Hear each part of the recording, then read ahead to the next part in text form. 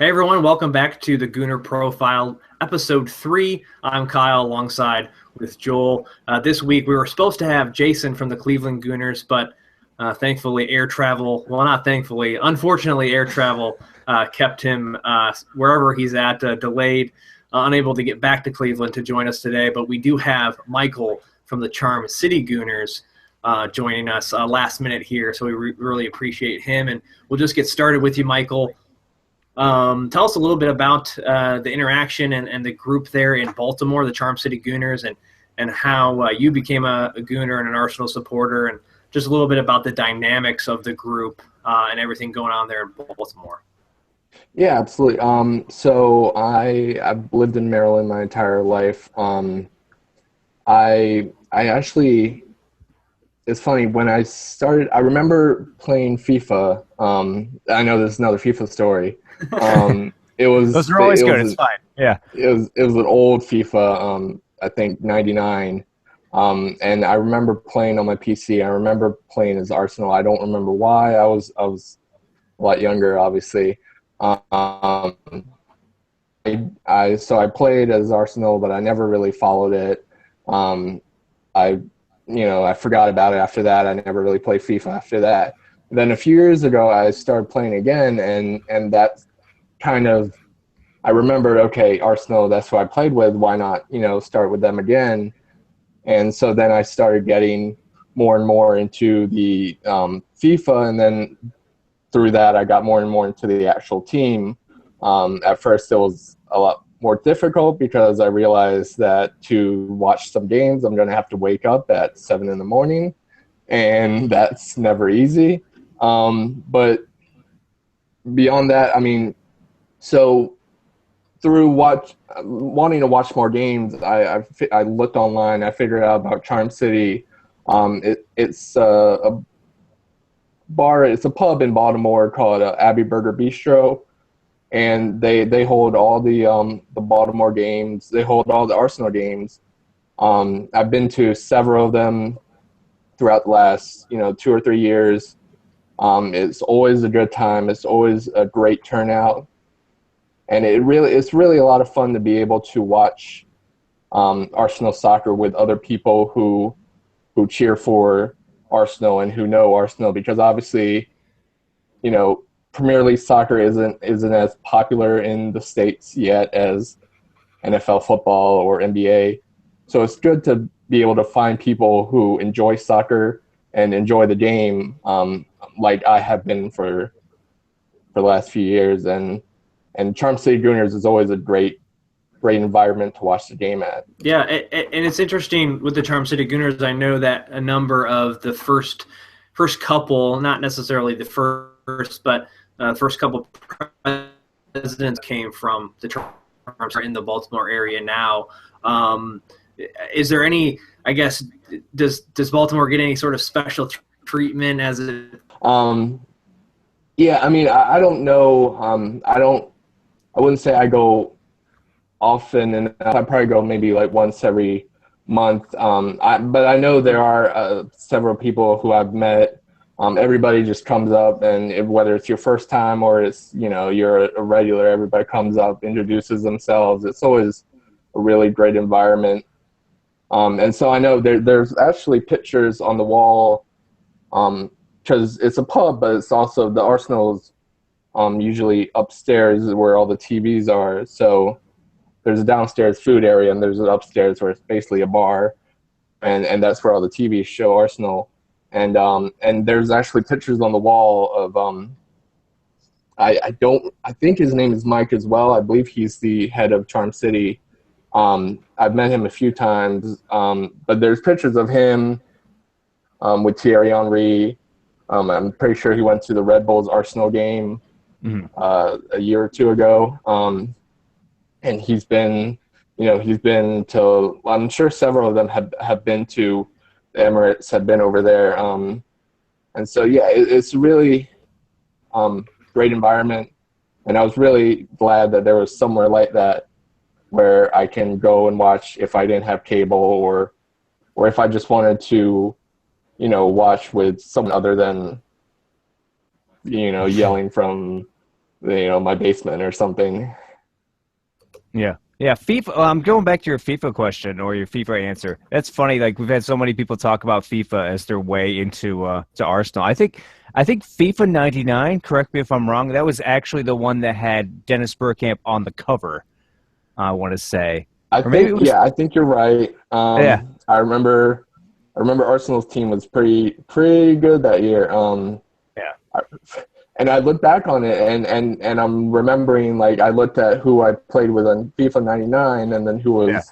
was, on the team, and you have Bergkamp and you have Henri, and you also have Anelka, who I Still. believe Yep. was on. Yep. Yeah, I was on that team. So I mean, obviously, like I said, I was a lot younger, so I don't remember a lot, but that just stuck with me that I picked Arsenal. I know it's not the greatest reason to pick Arsenal, but just having that and that got me into it, and being able to have a team really helps you dive into that league, and because then you have a horse in the race.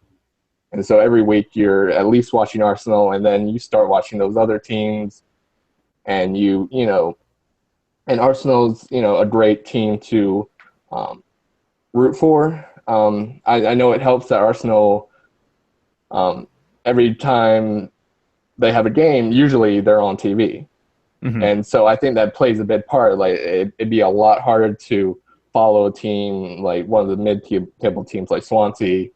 Well, not mid-table now, but Crystal Palace or someone like that. Arsenal is always, on NBC or something like that. So it's really helped, bring the fan base, which I know is one of the best fan bases in soccer, and really connects everybody together.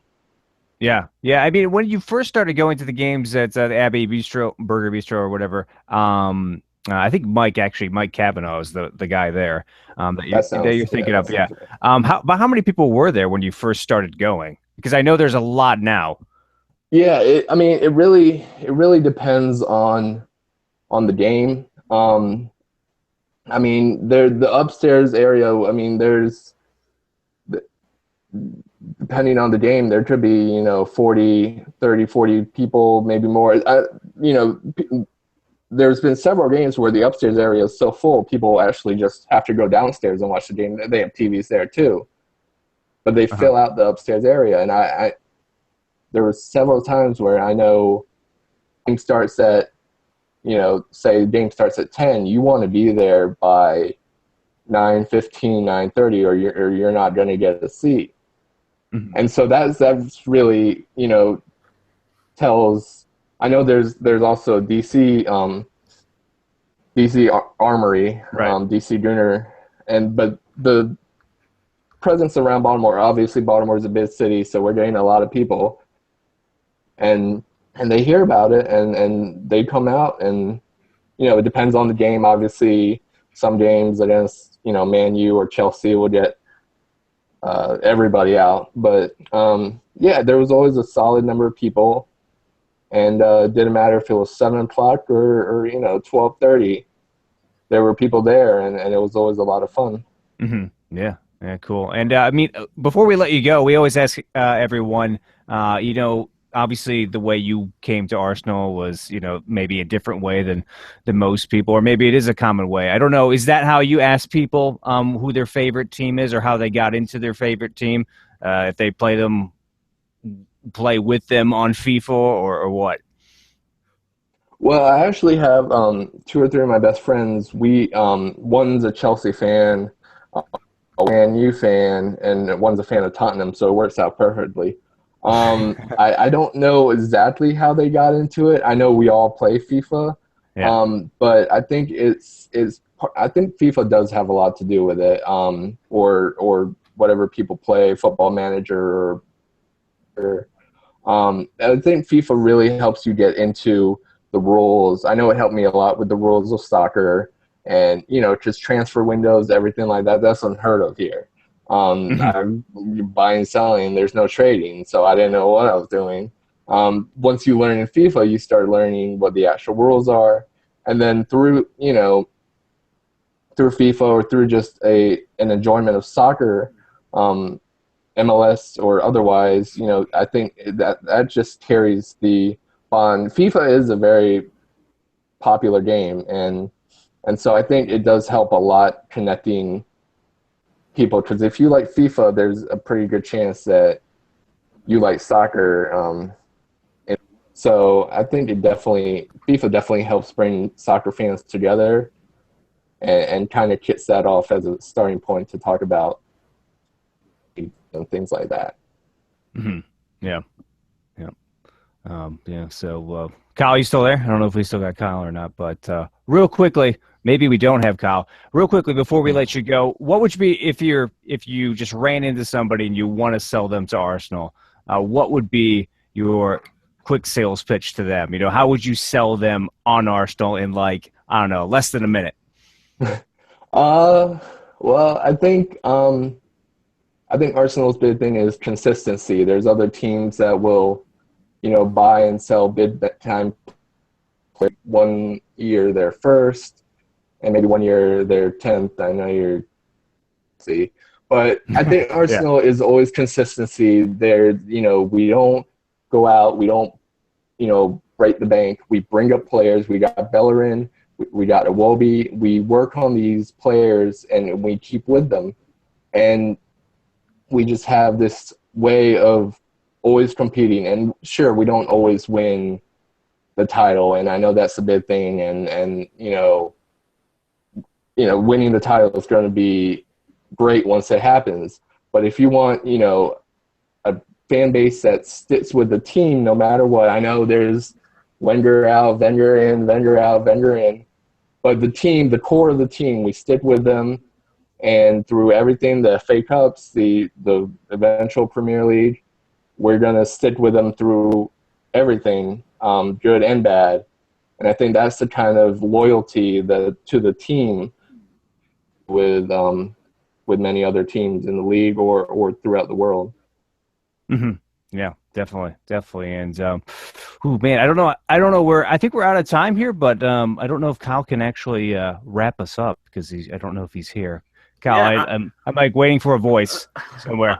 I'm here. I don't know if people can see me or hear me or not, but yes. Yeah, Michael, we appreciate your time, and certainly. Yeah, not a problem. We apologize for meetups with Charm City and give them our best. Absolutely. Thank you guys for having me. Well, again, thanks to everyone for joining us today. I apologize for the bandwidth issue. Maybe the election meltdown continues on online, so everyone's on there airing their grievances about this and that. But regardless, yet another story about why we love the Arsenal, and of course a new branch represented there in terms of Arsenal America